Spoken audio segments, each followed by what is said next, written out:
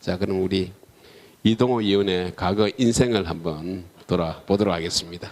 자, 개인적으로 굉장히 힘든 작업을 하라고 하셔서 그 기간 동안에 뭐 여러 가지를 돌아봤습니다. 참 공개적으로 자기 고백을 한다는 건 굉장히 어려운 활동입니다. 왜냐하면 그 과거 자신이 믿었고 그리고 확신했던 활동들이 그게 잘못됐다고 느끼고 그리고 해악을 끼쳤다고 공개적으로 자백해야 한다면 사실은 그건 굉장히 정신적 고문이었습니다. 너무 힘든 과정인데 뭐 나의 청춘 시절의 거의 전부라고 되어지는 것들을 전부 반성해야 드러내야 된다고 생각하면 사실 거의 실신증에 이르게 되는데 문제의식을 느끼면서 꼬박 10년 걸렸습니다. 참 올해도 망설였고 마음에 걸리는 것도 많았습니다. 근데 사상은 좀 정리를 할 수 있더라고요. 그러니까 어쨌든 여러 가지 몇 년간 책을 통해서 뭔가 새롭게 공부하면서 이게 뭐 우선 역사도 다시 보고 뭐 철학도 다시 보고 그러면서 사상은 정리할 수 있었는데 가장 어려운 게 역시 인간관계였어요. 내 젊은 시절에 나와 같이 운동했고 또 내가 가르쳤던 후배들 지금도 뭐 열심히 어쨌든 아직도 좌파에서 활동하고 있는 열심히 활동하고 있더라고요. 페이스북이나 이런 거 보니까 뭐 여전히 대한민국을 부정하고 있는데 그런 후배들 또 그리고 어쨌든 동지라고 여겼던 사람들을 전부 내가 이런 고백을 했을 경우 그들은 어떤 반응을 보일까 가장 두려웠고 또 한편으로는 고독했어요. 왜냐하면 혼자 서야 되기 때문에 참 어려웠는데 그러나 만약 내가 숨기고 가만히 있다면 다시 한번 내가 조국에 죄를 짓는다 이렇게 생각했고 그래서 결정적으로 고백을 하지 않을 수 없었는데 지난번 세미나에 나왔다가 뭐 이야기 좀 잘못했다가 원원장님한테 걸려가지고 또 지금 이런 걸 기획해가지고 하여튼 분명한 거는 뭐 뒤에 결론에서도 말하겠지만 그 우리 국민들은 과거의 운동이 아직도 민주화 운동으로 알고 있습니다. 인권 운동으로. 그러나 명백히 공산주의 폭력 혁명 운동이었던 사실들을 우리 국민들이 알아야 되고 그들이 어떤 의도로 어떤 생각을 갖고 있었는지를 국민들이 알아야 된다고 생각하고 그거는 적어도 활동가였던 공산주의 활동가였던 저의 의무라고 생각하고 그나마 우리 조국에 나름대로 뭐 이렇게 피치를 감는다면 벽돌 한 장 쌓은 거고 오히려 그냥 대한민국 건설에 전부 폄하만 했기 때문에 그런 고백이라도 한다면 그게 그나마 지금 뭐 병 주고 약 준다고 생각할지 모르지만 그러나 어쨌든 그러라도 해야 된다고 생각을 하고 그건 저희 의무라고 생각합니다. 나는 그 인류 역사 발전 법칙을 보았다고 생각했습니다. 그 인류 발전 법칙을 따른다면 모든 인류는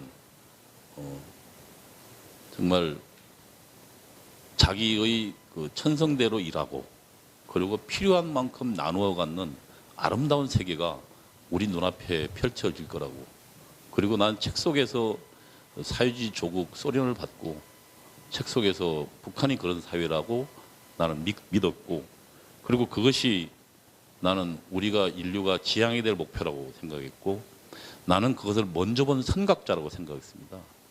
그리고 우리 국민들은 아직 모른다고 생각했기 때문에 그 내용을 알려야겠다고 생각하고 그 과정에 나는 나의 몸을 바치기로 그게 공산주의 혁명의 길이었습니다.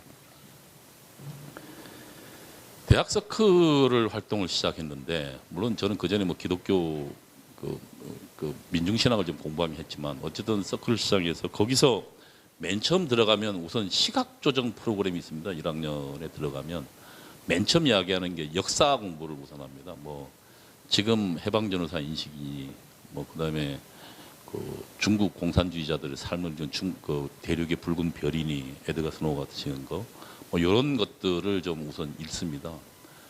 뭐 당시는 어쨌든 저희가 그러니까 그 권위주의 정부 시절이었기 때문에 근데 교과서는 지금처럼 뭐 이렇게 여러 종이 나와 있는 아주 딱 한 종으로 나와 있었고 전혀 교과서에 접해보지 못했던 것들을 대학 시절에 보게 됩니다. 충격의 연속입니다. 초대 대통령이었던 이승만은 그 책에 의하면 미국의 앞잡이였습니다. 그리고 독립운동을 빙자해서 동포들의 돈으로 호의호식한 사람이었습니다. 그리고 미국의 등을 업고 들어와서 미국의 앞잡이 노릇을 한 사람이었습니다. 그래서 그 소련의 그 대소 전진 기지를 위한 미국의 앞잡이였다는 사실, 그리고 결국은 독재로 일관하다가 국민들의 취향에 외국으로 탈출한 독재자의 말로를 겪고 있는 사람이었습니다. 내가 보았던 이승만하고 전혀 다른 이승만을 그 책에서 보게 됩니다. 그건 또 대한민국을 봤습니다. 대한민국은 그 책에서는 일제에 협력하던 친일파들이 장악한 나라였습니다. 이승만이 친일파를 기용해서 반공이라는 명분으로 애국자들을 죽이고, 그리고 그들이 일제 때 호의호식하던 이들이 결국은 우리 대한민국 공간에서도 호의호식하는 역사적 청산이 이루어지지 않은 나라로 보았습니다. 그리고 그때 처음 박정희 대통령의 마사오라는 이름을 갖고 있는 일본군 장교 출신이라는 것도 그때 알았어요. 굉장히 충격이죠. 어쨌든 우리 대통령이었는데 그런 일본 장교 이름까지 있는 일본 육사 출신이라는 걸 알고는 굉장히 충격에, 그리고 그 박정희라는 사람은 그 민중의 피로 공업화를 이루어서 소수의 재벌에게 그걸 갖다 바친 사람으로 그 책에는 기록되어 있었습니다. 그리고 친일파다 보니까 대한민국을 자신의 불리한 과거를 숨기기 위해서 독재 나라로 만들었던, 그렇게 저는 그 책에서 보았습니다. 그러니까 제가 봤던 10월 유신 당시에 이제 우리는 유신헌법에 대해 배웠는데 이렇게 국제적 환경 변화가 어려웠고 베트남이 무너지는 조건에서, 그리고 그 대한민국에 뭔가 우리는 우리에 맞는 민주주의를 해야 된다는 것도 배웠는데, 그것이 아니고 완전히 친일파에다가 독재자에다가 그 다음에 공업화라는 것도 결국은 국민을 고혈을 쥐어짜은 그런 부익부 빈익빈이 극치로 나가는 그런 지도자라는 게 내가 대학에서 배운 박정희였습니다. 또 한국 경제사도 공부했는데 그때 보면 조선은 자주적으로 발전할 수 있는 자본주의 맹아를 갖고 있었지만 일제의 침략 때문에 결국 없어지고 식민지의 나라로, 식민지국으로, 그러니까 일제의 그 식민지적 침탈의 대상으로 바뀌면서 정상적 자본주의 발전의 길을 겪지 못했다. 지금 예를 들면 그 일제강점기라는 얘기는 다 아시지만 북한이 쓰는 용어고, 강점기라는 쓰는 용어는 일제강점기, 미제강점기를 나누기 위해서, 무슨 이야기하면 지금 이 미국의 식민지라는 걸 강조하기 위해서 일제를 끌어들이는 겁니다. 그러니까 지금 그 정신대 문제로 가 있는 온갖 좌파 출신들이 가 있는 이유는 일제 강점기와 연속된 현재의 미제 강점기라는, 그러니까 강점기 1, 강점기 2라가 지금 대한민국이라고 강조하기 위해서입니다. 그들이 그 역사 논쟁을 끊임없이 벌이는 이유는 지금 대한민국을 지도하는 지도 그룹은 그러니까 식민지에 종사하는 나라라는 것을 강조하기 위해서입니다. 그래서 지금은 좀 바뀌었지만 우리가 교과서 문제를 가장 처음 시작할 때 그 금성출판사인가요? 거기에 보면 그 현대사편에 그러니까 이렇게 나옵니다. 사진이 그러니까 미국 그 성조기가 꽂혀 있는 그 깃발을 놓고 밑에 제목이 이렇게 없습니다. 일장계가 내려간 자리에 성조기가 나부끼고, 그게 우리 고등학생들 배우던 금성출판사 교과서 내용이 그 현대사 제일 처음에 나오는 건데, 그 내용이 뭐냐면 그러니까 지금은 일제 식민지에서 미제 식민지로 바뀌었을 뿐이다. 다시 말하면 내가 대학교 때 배웠던 게 교과서에 버젓이 등장되는, 그러니까 역사 투쟁에서 그 친구들 좀 앞섰다는 얘기죠. 어쨌든 저는 그렇게 배웠고, 그 다음에 당시에 누가 대한민국의 협력자인가? 거기에도 금성출판도 거기 나옵니다. 그 스티커프 장군인가요? 거기에 쓴 내가 뒤에 인용해놨습니다. 조선 인민들이여 기억하라. 행복은 여러분 수중에 있다. 여러분들은 자유와 독립을 찾았다. 이제 모든 것이 여러분에게 달렸다. 굉장히 우리말로 잘 쓴, 그리고 그 일제의 억압에서 고통받던 국민들에게 희망을 주는 문구입니다. 그러나 미국은 본관은 북위 38도선 이남의 조선 영토와 조선 인민에 대한 통치의 모든 권한은 당분간 본관의 권한에 시작한다. 그리고 모든 집회와 결사는 본관의 허락을 듣고 해야 한다. 뭐 이런 굉장히 사무적이고 위압적인 투입니다. 이제 이건 좀 나중에 좀 설명이 돼야 됩니다만, 소련은 그 1917년 그 공산주의 혁명이 벌어지고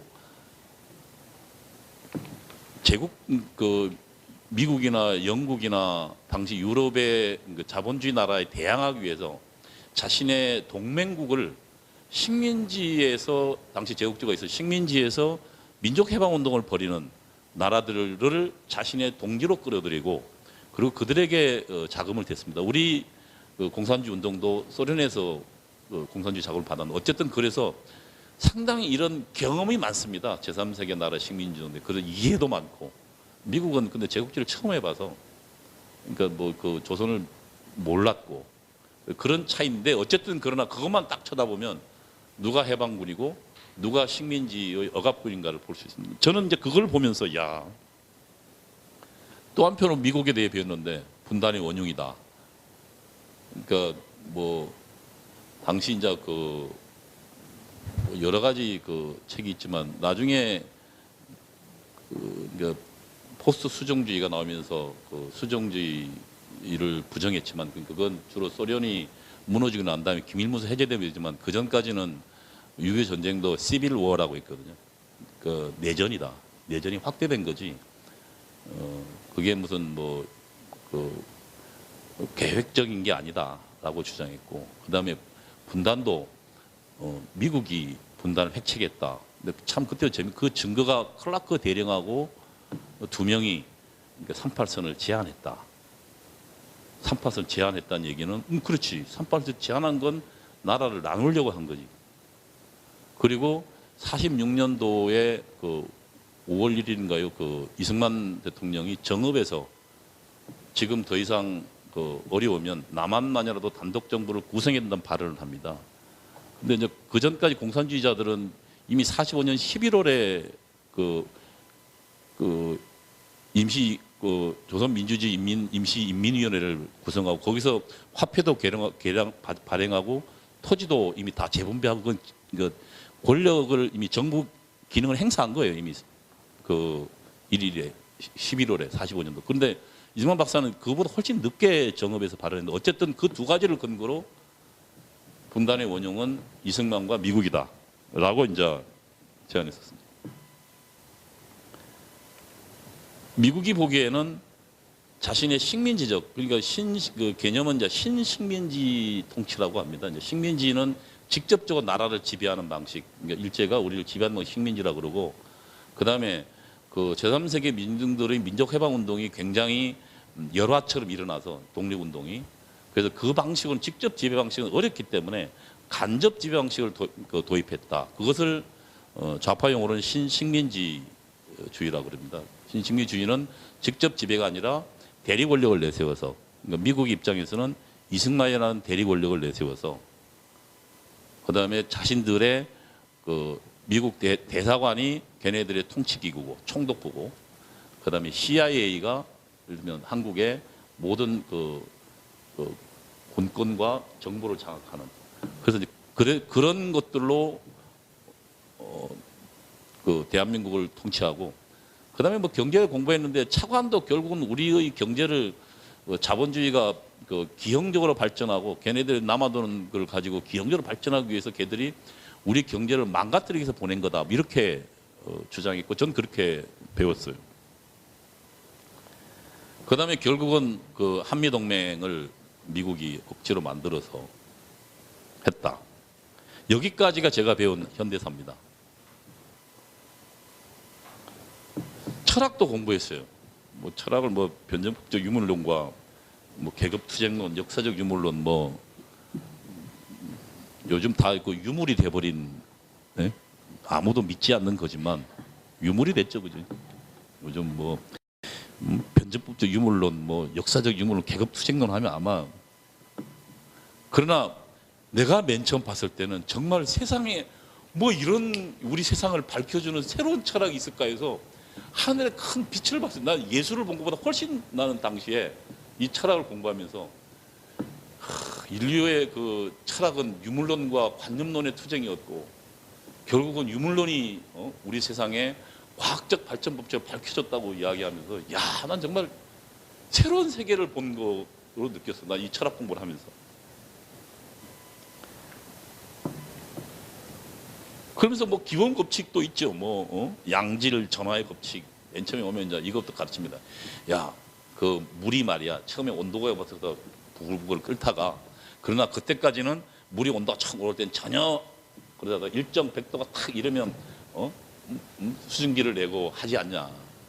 마찬가지로 우리 사회도 결국 어떤 그런 그 양적인 변화가 진행되다가 폭발적으로 질적 변화가 일어난다. 그게 뭐냐? 혁명이다. 그러니까 혁명은 굉장히 자연스러운 거다. 그리고 그건 폭발적이라는 얘기는 뭐예요? 근본 체제를 뒤집어 엎으니까. 그러니까 거기는 꼭 폭력혁명이 폭력은 굉장히 자연스러운 거예요. 폭력이. 수단이 아니고 폭력은 성스러운 거예요. 우리 사회를 발전시키는. 그러니까 자본가 계급의 지배로부터 그 새로운 민중이 주인이 되는.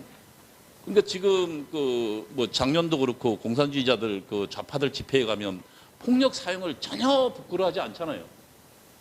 그 이유는 뭐냐면 이 철학적 베이스가 있습니다. 왜 폭력은 결국 우리 아름다운 미래를 가기 위한, 그러니까 양적에서 질적으로 변화하는 그런 아주 그 소용돌이 치는, 그러니까 역사의 소용돌이 치는 그런 수단일 뿐이에요. 그래서 걔들 폭력 사용과 전혀 나쁘지 않아요. 부정의 법칙. 그래서 부정의 법칙도 이런 거 아닙니까? 그러니까 정반합 이렇게 한다. 그러니까 지금 현재를 부정하고 그다음 그 자체를 또 부정하고 그래서 우리는 사회는 발전한다. 물론 해겔의 변증법을 이용한 거지만 부정의 부정. 그러나 어쨌든 그걸 통해서 또 다시 혁명이 왜 현재 체제를 부정하는 것은 발전을 위한 합을 위한 과정이다. 필연적 과정이다. 그러니까 현 체제에 저항하는 것이 어떠냐 말이에요. 우리 역사를 발전시키는 일이다. 부정의 법칙. 이런 철학적인 소신과 관념이 딱 박히니까 내가 저항한 거 어때요? 나의 생명을 바꿔도 좋을, 목숨을 바꿔도 좋을 그런 신념과 가치관으로 자리 잡게 되는 거예요. 폭력을 숭상하는 거예요. 폭력만이 결국은. 그래서 그 지난번에 그 재작년인가요? 그 통합민주당 아니 그 통진당 해산 때 헌법재판소 판결문이면 그 얘기 나옵니다. 폭력혁명을 통해서. 그러니까 전민항쟁이라는 개념은 나도 그때 배운 건데 나중에 뒤에 나옵니다만 전국이 동시다발로 그러니까 민중항쟁을 벌여서 그래서 공권력을 무력화시키고 그다음에 무기를 획득해서 광주 때 보면 무기를 획득하는 장면이 나오잖아요. 한 40여 개를 일시에 털잖아요. 근데 이제 저 같은 경우도 당시 이제 지도부 때 북한에서 지령이 95년도를 그러니까 결정적 시기로 해라 해서 그래서 이제 그 내부에 이제 우리 조통그룹 내부에서 무기를 어떻게 획득할 것인가 도시 폭력 혁명을 근데 여러분이 생각한 것처럼 낭만적인 게 아닙니다. 여러분들은 뭐 그냥 뭐 좀 그랬을 거라지만 무기를 어떻게 획득해서 그러니까 국민을 어떻게 선동하고 그 선동을 통해서 무기를 어떻게 획득해서 결국 이 폭력 혁명을 발전시켜서 그 와중에 물론 사상자도 나오겠지만 그걸 통해서 직접 정치 권리 어떻게 장악할 것인가. 그러니까 그거는 이 철학의 베이스가 두고 있는 거예요. 철학에. 이런 철학에. 부정의 법칙. 그 다음에 뭐 대립물의 통일과 투쟁의 법. 이게 다 어쨌든 그 폭력혁명과 전부 다 관련 있는 주체사상도 배웠습니다. 당시 주체 사상의 대하여라는 쓰는 그래서 우리 내부에서는 위수 김동이란 말이 그때 나왔는데 이게 왜냐하면 대놓고 위대한 수령이라 할 수는 없잖아요. 왜냐하면 저학년 애들이 들으면 놀랄까봐. 예? 1, 2학년 애들 어떻게 위대한 수령 이러면은 놀래잖아요. 그래서 이제 위수 위대한 수령 주임말로 김일성 동지. 그다음에 친지 왜냐하면 친애하는 지도자 김정일 동지. 위수 김동이에요. 응? 친지. 이렇게 그 주체사상에 대하여라는 논문을 김정일 동지가 썼다는 논문을 읽고 또 읽었어요. 요즘도 뭐 외울 수 있어요. 인류 역사는 자주성, 창조, 의성, 자주성을 위한 투쟁의 역사였다. 역사 발전론. 자주성을 위한 투쟁이 얼마나 멋있어요. 인간은 나중에 나오는 건 자주적 그 혁명 주체 사상의 혁명과 건설의 주인은 인민 대중이며 혁명과 건설을 추동하는 힘도 인민 대중에게 있다는 사상이다. 자기 운명의 주인은 자기 자신이며 자기 운명을 개척하는 힘도 자기 자신에게 있다. 근데 막스주의는 약간 좀 그러니까 기계론적이었거든요. 그러니까 그 역사적 유물론에 보면 그러니까 이제 토대와 상부 구조, 토대는 생산력과 생산 관계를 토대라 그러고, 그다음에 상부 구조는 이것을 이루는 그러니까 그 권력 구조나 이념 체계, 가치 체계를 상부 구조라 그랬어요. 근데 이제 그 토대의 변화들이 생산력은 발전하는데 생산 관계는 옛날 착취 구조니까, 그래서 이게 이제 수명을 다하면 결국 폭력 행동을 통해서 새로운 사회주의로 간다는 개념이거든요. 그래서 이제 그 개념으로 원시공산 세계부터 그다음에 그 뭐 예를 들면 그 봉건주의, 자본주의 이렇게 쭉 설명을 해요. 야, 그걸 보니까 정말로 난 야, 역시 그러면 사회주의는 필연이다고 난 나중에 다시 공부해 보니까, 그러면 그런 이 자본주의로 넘어올 때는 그러면 피지배 계급이 뭐 폭력을 혁명 뭘 해야 되는데 그런 사례가 안 보이더라고요. 그 책임만 그렇게 나오고 자본가들이 이끄는 거지, 자본주의 사회는. 그러니까 그런 것들을 어쨌든 나중에 안 거지만 어쨌든 그때 그를 통해서 그러니까 그 필연성으로 넘어간다.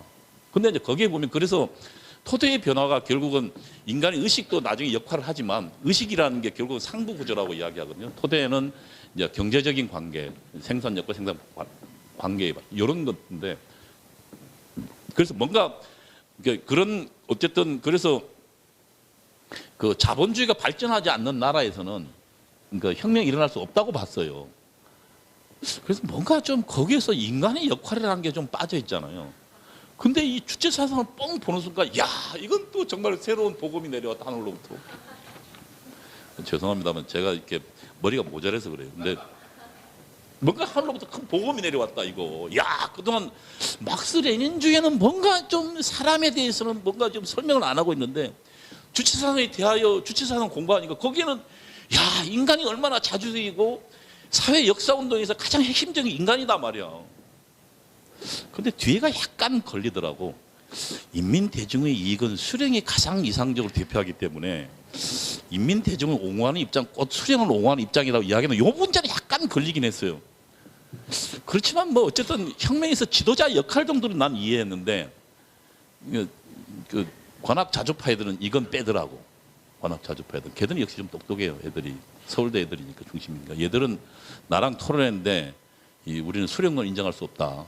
다른 예를 들면 이 사상은 인정한다. 나중에 제가 황정엽 씨랑 한 4년 정도 같이 공부했는데 나중에 이제 여기는 황정엽 씨는 인간중심 철학을 만들었고 내부에서 상당히 비판을 받았대요. 그런데 어느 날 그러니까 김정은이가 이걸 보면서 이데올로그를 동원해서 통치론으로 바꾼 거예요.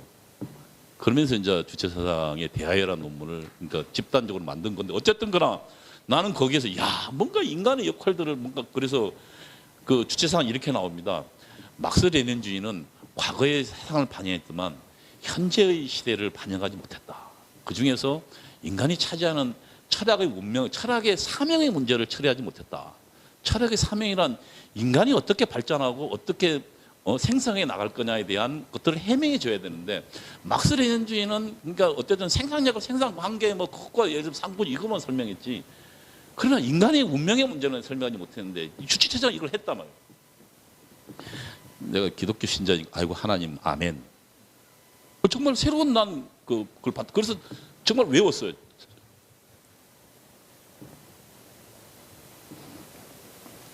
마지막으로 이게 혁명론을 공부했는데 이 혁명론은 주로 한 3학년쯤 되면 공부합니다.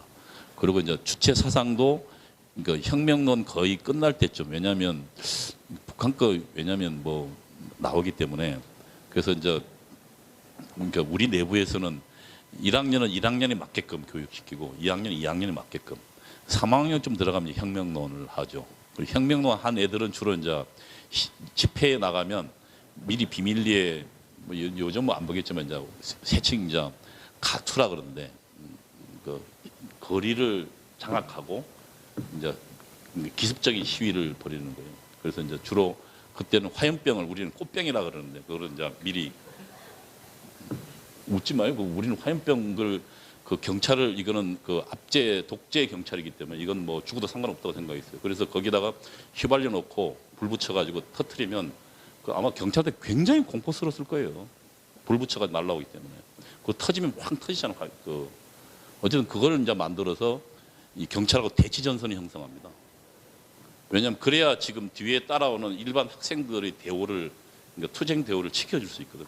그런 이제 앞에 그 전위조라 그러는데 그걸 미리 다 기획을 다 해요 지도부에서.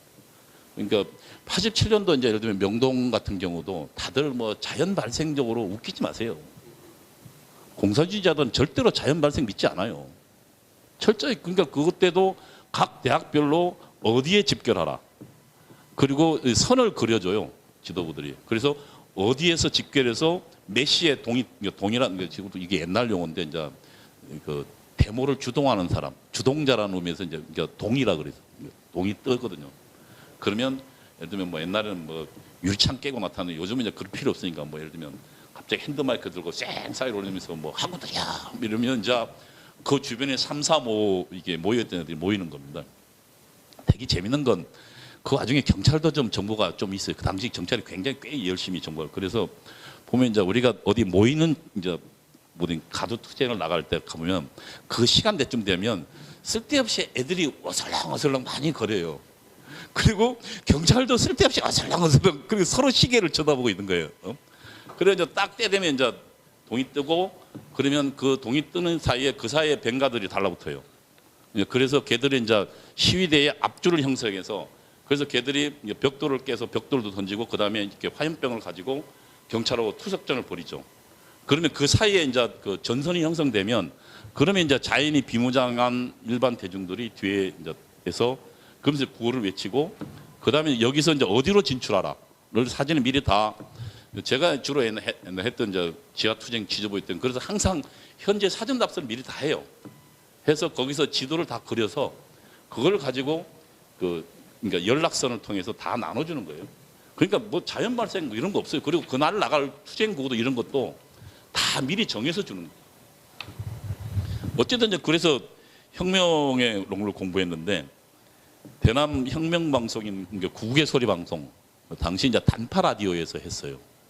연세대학교 같은 경우는 그 5개 팀이 있었어요. 그래서 24시간 단파 라디오를 당시는 이제 지금처럼 컴퓨터가 없었기 때문에 타이프 잘 치는 주로 여학생들이 많이 했는데 그래서 5개 조로 해서 타이프로 국외 소리 방송에서 하는 것들을 이제 쳐서 그래서 그거를 거기 보면 뭐 혁명론 강좌, 사상 강좌, 그 다음에 시사 해설, 그 다음에 투쟁 뭐 예를 들면 론 뭐 이런 것들을 가르쳐요.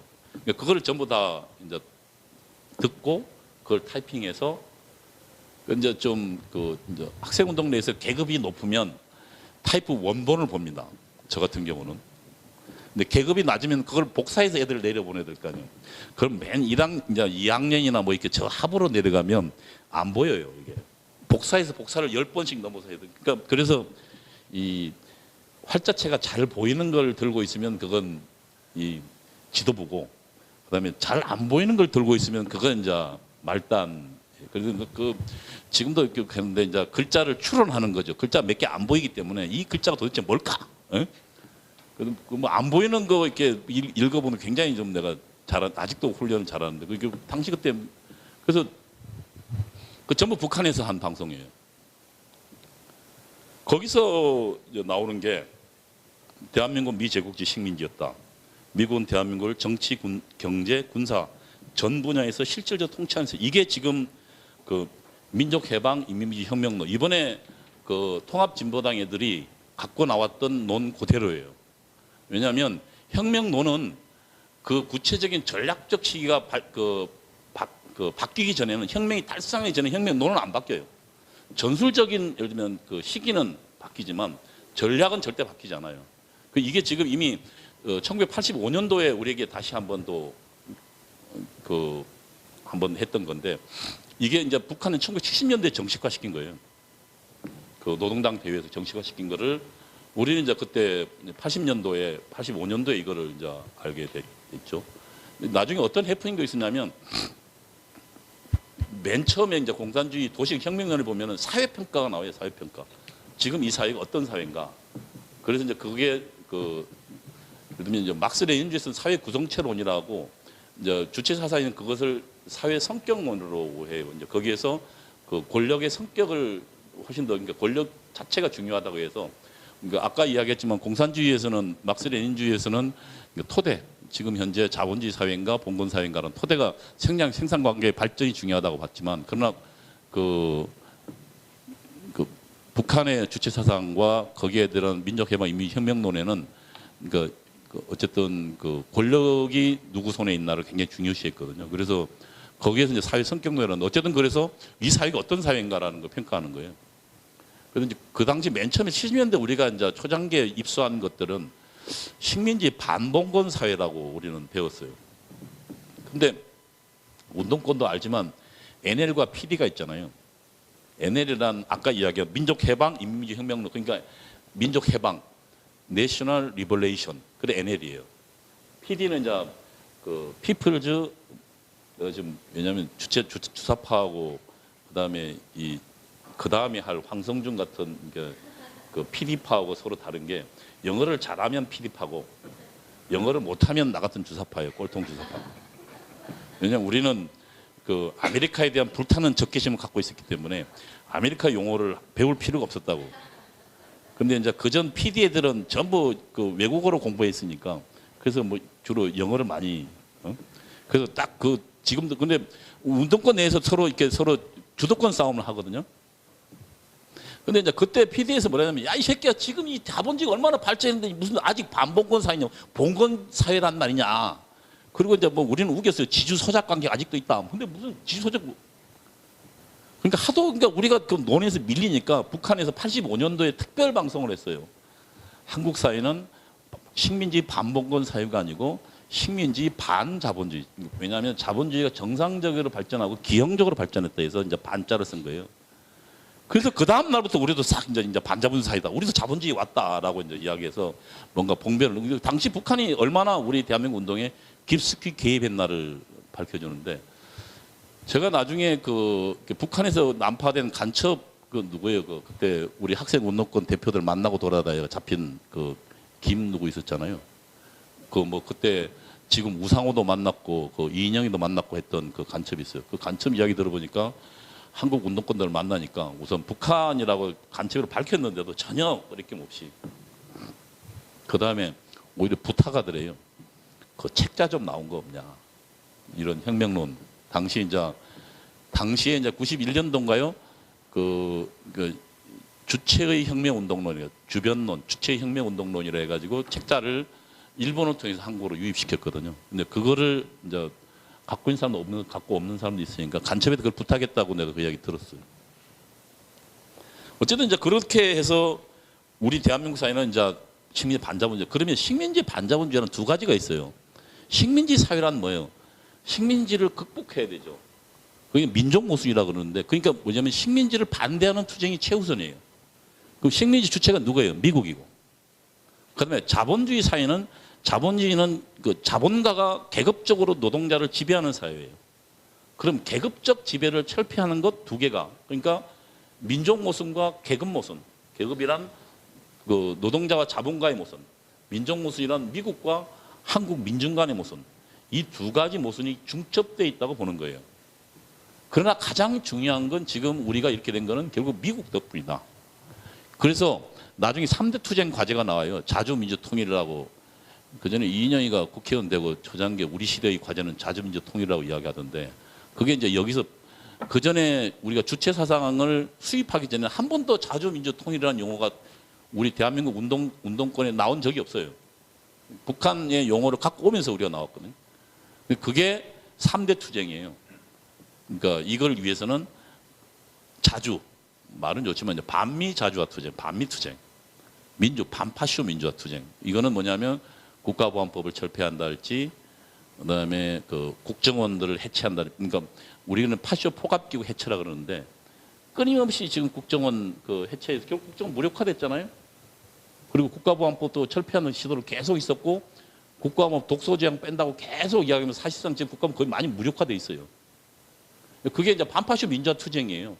그게 왜냐하면 그거는 공산주의자 활동을 용이하게 하기 위한 투쟁이거든요. 그러니까 그런 국정원 같은 기구하고, 그다음에 지금 경찰의 그 공안 그 경찰이 절반으로 줄었어요. 그 김대중 정부, 노무현 정부 들어서면서요.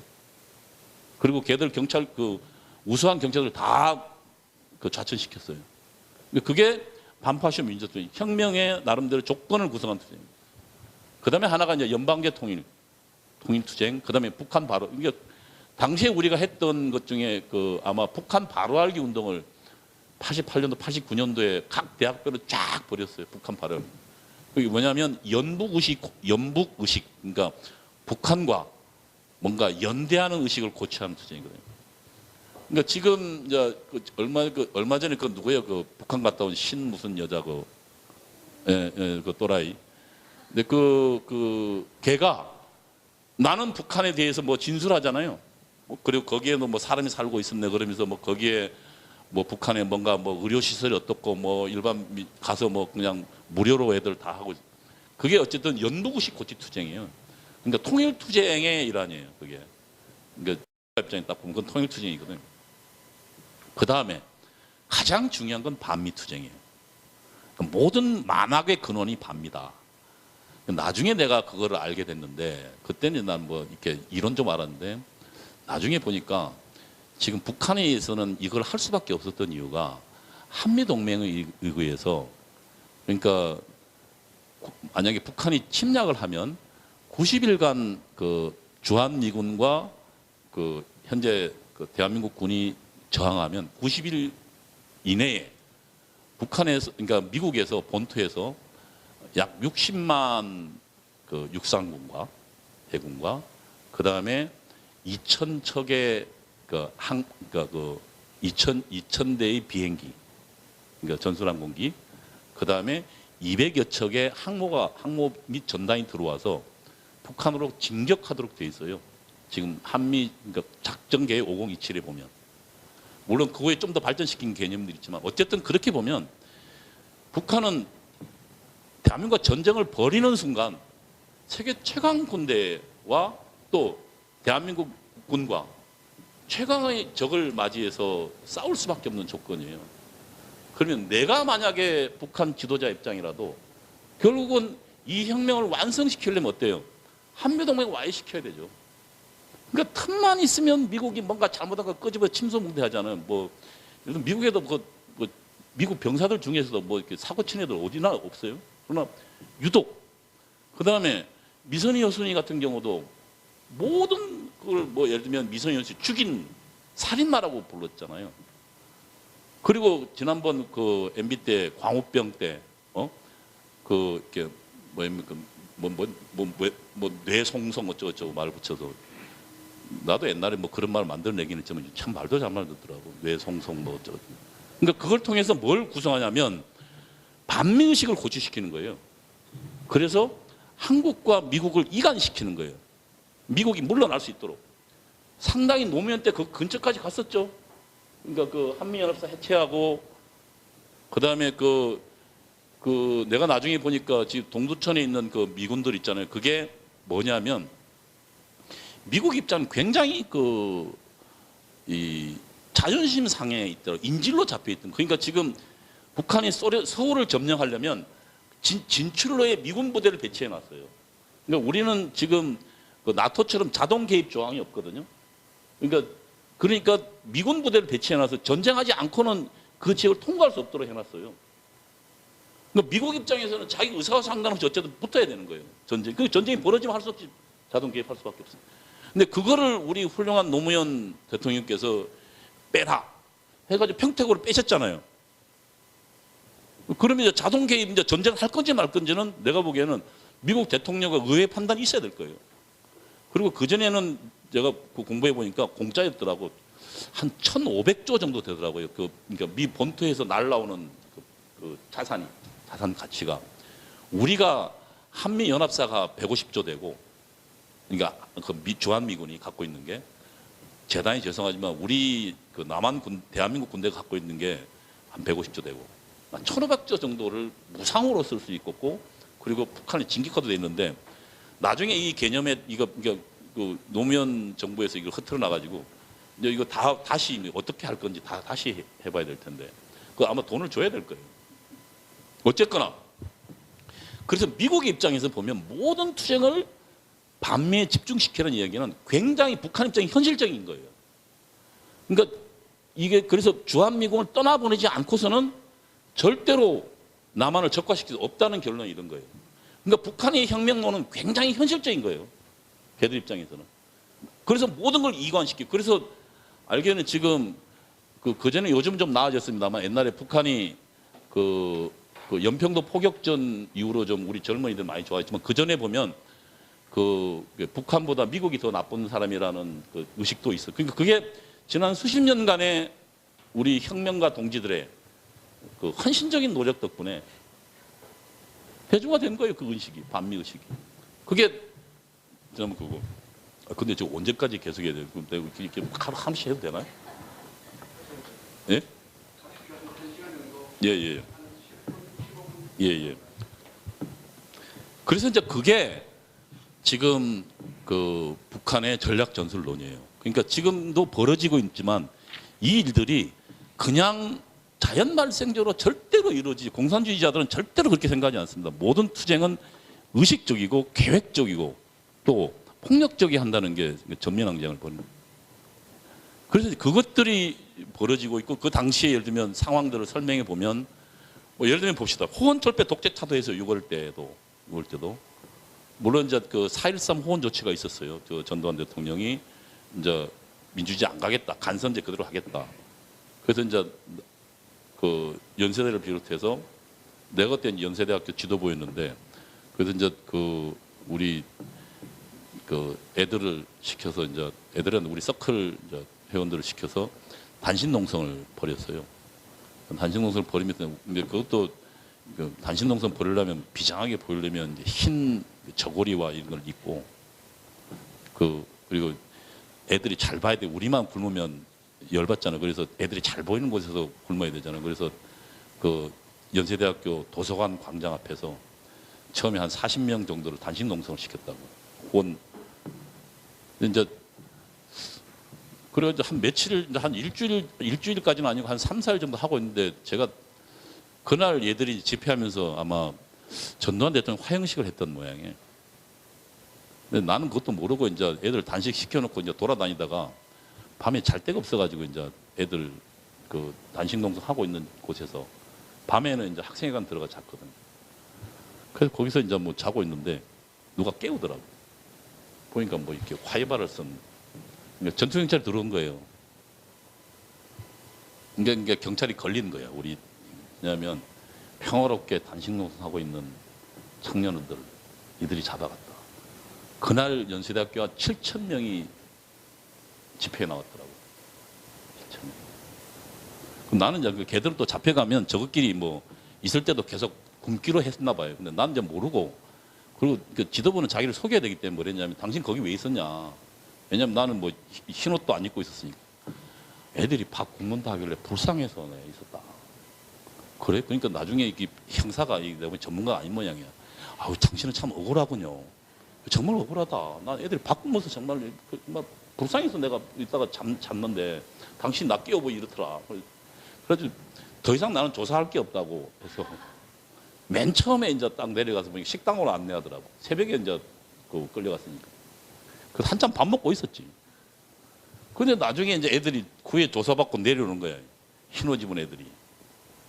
그동안 전부 나를 쳐다보고. 왜냐면 내가 지도 본 건 걔들은 알거든. 왜냐면 내가 걔들 단식 먹고 시켰으니까. 근데 저거는 굶고 있는데 내가 뭐 밥 퍼가지고 이만큼 해가지고 전날 별로 밥도 잘 못 먹었으니까 뭐. 그날 8,000명. 그러면서 불이 붙었어요. 그러다가 이한열이가 죽은 거예요. 이한열이가. 그러니까 철탄 맞고. 그것이 이제 결국은 그 6월 대칭 6월 항쟁의 시발점이 됐거든요. 근데 사실 난 그래 다 나왔어요 그때. 워낙 그 거의 뭐 그 연세대학교 나고 뭐 7, 8천 명이 동원된 게 처음이었거든. 그 투쟁을 내가 기억했지만 처음이어서 그러니까 전부 방면시켜 주더라고. 근데 그걸 통해서 이제 계속 한번 이제 불이 붙으니까 투쟁이라는 게 이렇거든요. 애들은 이제 맨 처음에 어떻게 데리고 나가냐면 이제 처음에 이제 학내 집회에 데리고 나가요. 1학년쯤 되면 학내 집회. 그리고 이제 그 몇 번 나가다 보면 그런 맨 뒤에서 이제 있다가 손 붙잡고 있다가 그래 막 철단 쏘면 막 도망가는 거 이런 거 몇 번 훈련을 시켜요. 그러면 이제 점점 앞으로 나와요. 이렇게 하다 보면. 그다음에 이제 요즘 한 5, 6개월 지나면 이제 가출을 내보내요. 그러니까 그것도 선배랑 딸려가 선배 손 붙잡고 아까 이야기하는 거리 투쟁을. 그리고 거기도 이제 좀 지나고 나면 이제 그것도 좀 자꾸 하다 보면 대담해져요 사람은. 그러고 이제 좀 지나면 이제 그 화염병을 들고 이제 학내에서 이제 버티는 걸 하게 하고 이런 관계를 거치면 결국 폭력혁명자가 돼요. 그게 이제 내가 보니까 참 굉장히 공산주의 입장에서는 폭력혁명가를 만드는 굉장히 합리적 방법을 갖고 있더라고요. 그러니까 그것도 다 훈련시키는 거예요. 1학년 때부터. 우선 집회부터 나갔다가 처음엔 구호만 하게 했다가 뭐 계속 한 단계씩 높여나가는. 어쨌든 근데 이제 말이 옆으로 샜는데 어쨌든 그때 그런 활동들을 벌이면서 호원철폐 독재 타도라는 게 나왔어요.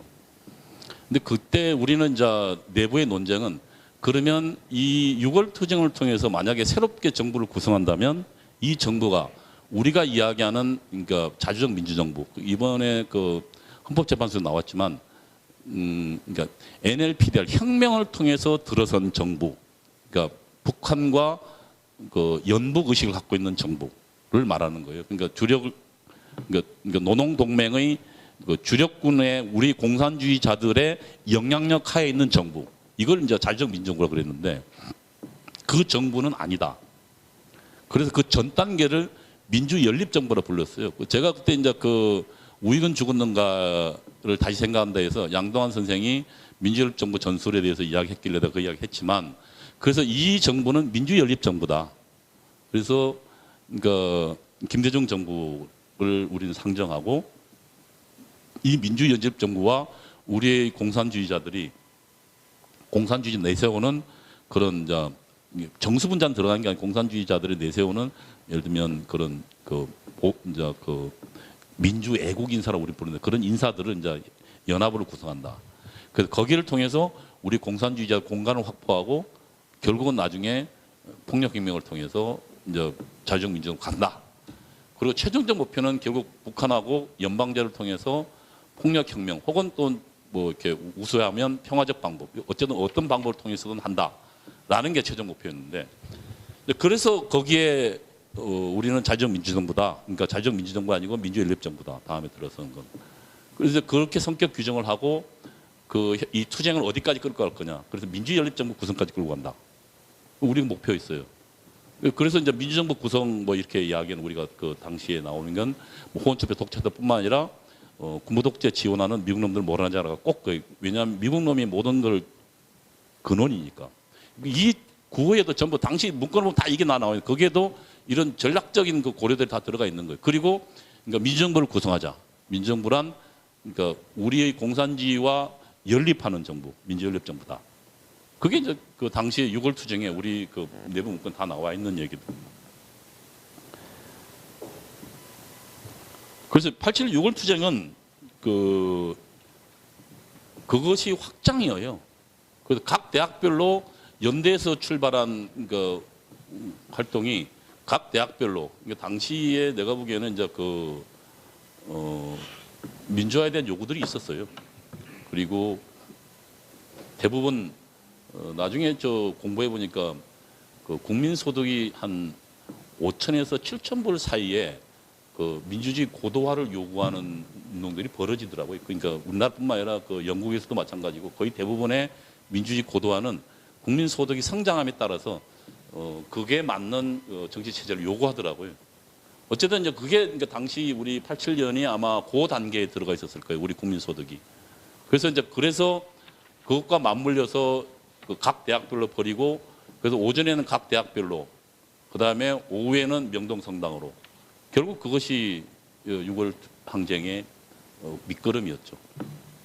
그러나 그거는 결국은 제가 이야기하고자 하는 건 그냥 자연 발생이 아니라 당시의 반미청년회 학생운동의 언더 지도부를 통해서 각 대학별로 내려가고 그리고 그것을 통해서 각 대의 투쟁 지침이 내려가는 거예요. 그리고 명동성당에는 그러니까 선발대를 보내서 거기에 농성하게 하고 요게 이제 그게 그러니까 우리 계획된 투쟁이었다는 이야기할 수 있고 저도 이제 어느 날 나중에 꿈이라는 친구가 찾아왔더라고요. 연세대 이제 제가 총학생회 지도 담당 중앙이었는데 이제 당시 이제 뭐 서클 활동을 하다 보니까 그 대회라는 걸 해요. 1년에 한 번 정도. 대회가 뭐냐면 공산주의자들의 비밀 회합인데 그걸 통해서 그 전년도의 활동을 평가하고 투쟁 활동을 평가하고 내년도 투쟁 활동을 기획하고 지도부를 뽑아요. 저도 이제 뭐 운이 좋게 어쨌든 그 서클 연합회에서 시작해서 서클 연합 대표로 갔다가 그다음에 연세대학교 언더 지도부 회합 한 20명 정도 모이는데 거기 갔다가 이제 4인 중앙위원회 저도 이제 내부에 투표해서 뽑혀요.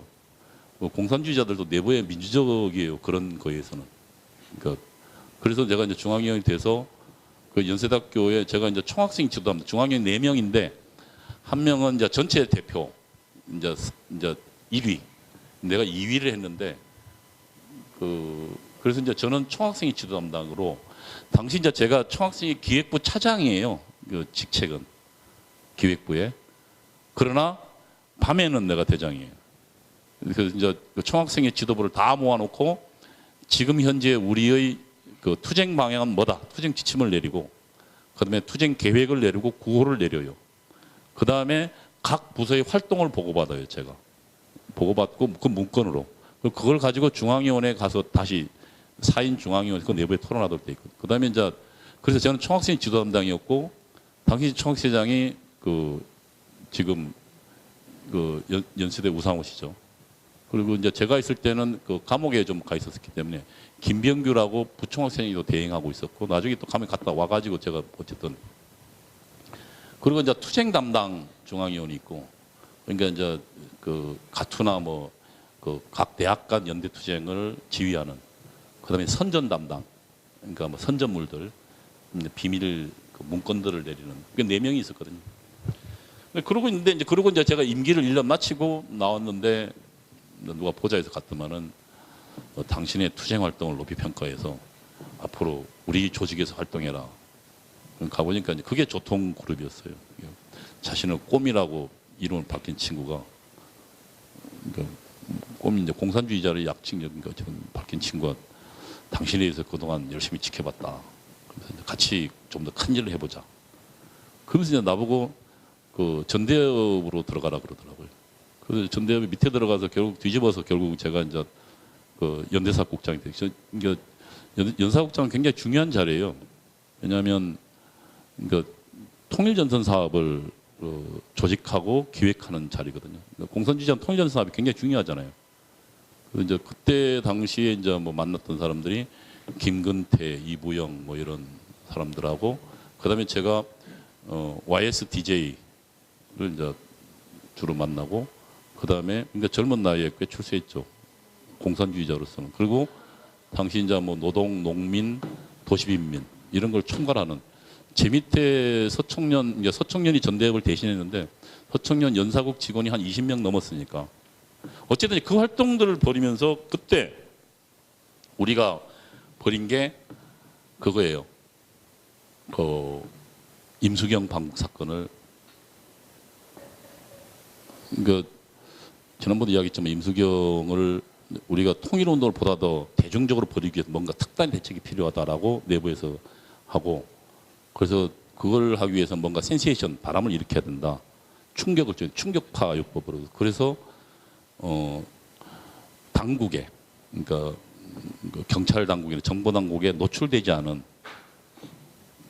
그리고 해외 여행이 가능한 노출되지 않는다는 얘기는 그 운동의 핵심 세력이 아닌 왜냐면 나중에 잡혀도 별로 볼 게 없는 그래서 이제 뽑은 게 이거 용인 외대에 그러니까 우리 이제 그 정책실장을 통해서 정책위원장을 통해서 선발하러 갔는데 뽑은 게 이제 임수경 뽑았다 그러더라고요. 결국 이제 그래서 이제 행동지 보내서 보냈는데 어쨌든 뭐 밖에 전전하고 있었죠. 그러면서 나는 이제 신학교에 갈 준비를 하고 있었는데 그에 해필이면 그 이 애들이 학내 농성을 벌여가지고 시험을 봤으면 내가 들어갔을 거예요. 왜냐면 공부를 했으니까. 근데 확실히 하나님이 있는 것 같더라고요. 나 같으면 막았어요. 그래서 그 들어갔으면 제가 목사가 돼가지고 아마 아직도 공산주의 하고 있었을 텐데 기독교 내에서 어쨌거나 그래서 못 가고 있다가 제가 이제 그 어쨌든 호구지책을 해야 되니까 그래서 한 게 이제 학원인데 강사 배운 게 도둑질을 하고 근데 그때 내가 보니까 사람들이 굉장히 행복하게 사는 거야. 왜냐하면 내가 책에서 배운 거는 대한민국 굉장히 불행해서 그러니까 부익부 빈익빈 사회를 통해서 처절한 고통에 신음하고 있어야 혁명이 일어나는데 이 사람들이 행복한 거야. 그리고 뭔가 미래도 기획하고 있고 야 이게 뭐야 도대체.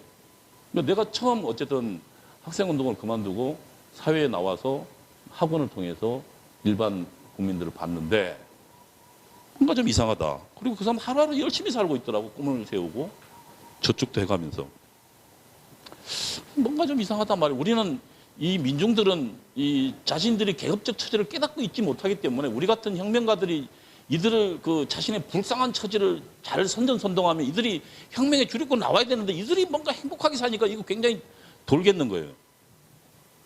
그 다음에 그리고 그 좀 있다가 베를린 장벽이 무너졌어요. 그래서 책에서 보던 사회주의가 아니라 실질 사회주의 모습들이 보여졌어요. 거기에는 오히려 훨씬 더 인권 탄압과 그 권력에 의한 그 잔인한 살육과 독재가 난무했던 책에서 봤던 사회주의와는 전혀 딴판된 모습이. 그리고 소련이 무너졌고 그래도 버텼어요. 왜냐하면 얘들은 아마 이 막수주의를 기계적으로 응용한 결과 뭔가 인간 중심으로 못 가서 쟤들은 이 주체 사상을 못 배워서 아마 쟤들은 그랬을 거다. 그래서 아직 북한이 남아있기 때문에 이 주체의 나라인 북한은 뭔가 그런 기계적으로 하지 않고 인간을 훨씬 우선시했기 때문에 뭔가 그것 좀 다를 거다라고 버텼는데 그것도 버티기 어려웠어요. 점차적으로 탈북자들이 나오기 시작하고 그들이 증언들이 나. 그래서 그때 나는 뭐라고 생각하면 요즘도 그 옛날 임수경이가 그 이야기 했죠. 그 탈북자를 그 조국을 배신한 놈이를. 그게 어떤 인식이냐면 당시 이제 우리가 갖고 있던 게 뭐냐면 그 뭔가 사회주의 조국을 배신하고 뭔가 잘못을 저지르고 나왔을 거다. 저 녀석들은. 그러니까 뭔가 북한에서 안 좋은 말로 자신의 그걸 정당화로 이렇게 하고 있을 거다고 난 믿었어요. 결정타는 황장엽 씨였어요. 황장엽 씨가 우리도 알고 있었거든. 주체사상의 창시란. 근데 황장엽 씨가 나오고 그리고 그 월간조선에 지금도 있어서 어디 지방 갔다 올라오면서 그 황장엽 씨 인터뷰 내용을 봤어요. 그 내가 아마 한 4시간 내내 꼼짝도 안 하고 그것들을 봤던 기억이 나요. 곰곰이 여기면서. 그러면서 거기서 고난의 행군이라고 이야기하는 대기근 참상들이 벌어지고 그것들을 보면서 야 이건 뭔가 내가 틀렸다. 더 이상 그리고 거기에 그 3대 세습 황장엽 씨 입으로 나오면서 야 이건 뭔가 문제가 있다. 근데 정말 헤맸어요. 동양 철학도 갔다가 뭐 그래서 한 3년간 그때 마침 별로 할 일이 없어서 먹고 할 일이 없어서 그 국립 그 중앙도서관에 그 저기 그 있는 거기 한 3년을 아침 9시에 나가서 보람차 나와서 오후 이제 도서관 끝날 때까지 역사, 철학 뭐 이거 다 다시 도대체 어디서부터 잘못된 거냐 뒤져봤어요. 그때 철학사를 다시 공부하고 그럼 도대체 그 우리가 뭐 저 나쁜 놈의 이야기했던 그 자본주의 지태인연 보수주의와 자유주의는 뭐냐? 근데 난 그때의 버크의 보수주의를 다시 봤어요. 그러니까 버크는 인간 한계에 주목했더라고요. 우리 사회가 우리 수많은 인류의 노력과 어떤 실천의 결과물로서 오늘날 도덕이니, 그다음에 법이니, 심지어 습속까지도 인간이 어떻게 하면 평화롭게 살 것인가, 예의 범절 속에 녹아져 있다. 그래서 거기에서 버크가 사회는 계약입니다. 산 사람과 지금 그다음에 살아온 사람과 과거의 사람들과 살아갈 사람의 계약이다 라는 말에, 그리고 그래서 함부로 건들지 마라. 그러나 변화하려면 그것이 실질적인 바람직한 변화가 실질적으로 가능한 걸 따져보고 하자. 자칫 잘못하면 프랑스 혁명에 대한 반성이, 자칫 잘못하면 빈대 잡으려 하다가 초가상관 다 태우고 비가 오고 눈 몰아치면 피할 것도 없게 된다 라는 구절에 이르러서 우리가 얼마나 오만했던가. 그러니까 우리는 세상을 깨달았다, 법칙을 알았다고 생각했던 것이 오만이다. 그리고 이 사회를 내가 함부로 개조할 수 있다고 생각한 게 오만이다. 그 인간 또한 개조될 수 있다는 게 오만이었다 라는 것을 깨닫게 됐어요. 그래서 한계에 대한 그 자각이 결국은 결정타가 내가 잘못했구나를 느낄 수 있는. 아까 대한민국 사도 다시 공부했어요. 마침 소련 무너지고 뭐 여기저기서 그러니까 포스트 수정주의가 나오면서, 그러니까 뭐 예를 들면 그 걔들이 비판받고 있었잖아요. 그 수정주의자들, 미국의 누구입니까? 브루스 커밍스 같은 뭐 애들이 뭐 시빌화라고 개겼다가 나중에 뭐 소련의 예를 들면 비밀 지시 문건이 발견되고 뭐 하면서 사전 계획한 거라는 거. 그러면서 다시 공부하면서 그리고 하나 깨달았어요. 이승만을 봤는데요. 제가 지금도 기억나, 이승만 연구란 연세대학교 나온 책을 한 번은 보고는 그거를 한 700페이지 되는데 그거를 한 이틀에 걸쳐서 읽고는 굉장히 감동했더만, 나보다 먼저 이제 그 유광호 박사로 있는데 그 친구가 이승만 책을 한 15권을 갖다 주더라고요. 그래서 정말 보름간 봤는데 그걸 보고 울었어요. 하나님께서 이 척박한 조국에 아무것도 볼 것 없는데 저런 지도자를 준비해 줬구나. 그리고 그때 이미 공산주의자가 얼마나 나쁘다는 걸 그는 이미 알고 있었고, 1921년도인가요? 그 태평양이라는 잡지에 공산당의 당부당이라는, 거기에서 이미 공산주의가 필멸할 거라고. 그러니까 당시 모든 지식계가 공산주의 환호 일색이었던 당시에 이승만이라는 당시의 동양의 조그만 사람은 그것에 그걸 보고 있었고, 그리고 그가 조국의 자유민주주의를 갖고 왔더라고요. 난 그래서 정말로, 그런데 마지막에 이제 조국에 돌아가기를 바랬던 그 늙은 노인이 그 새 신발을 꼭 갖다 놓고 그 태평양 너머를 쳐다보면서 어쨌든 그 조국을 그러면서 쓸쓸히 죽어갔던 그 모습을 보면서 참 눈물을 흘릴 수밖에 없었는데, 어쨌든 그래서 다시 봤어요. 박정희도 다시 보고. 대한민국은 정말 성공한 나라더라고요. 내가 본 대한민국은. 그러니까 부익부 빈빈이 아니에요. 오히려 노동자 생활을 하다가 중산층이 된 사례는 허다해요.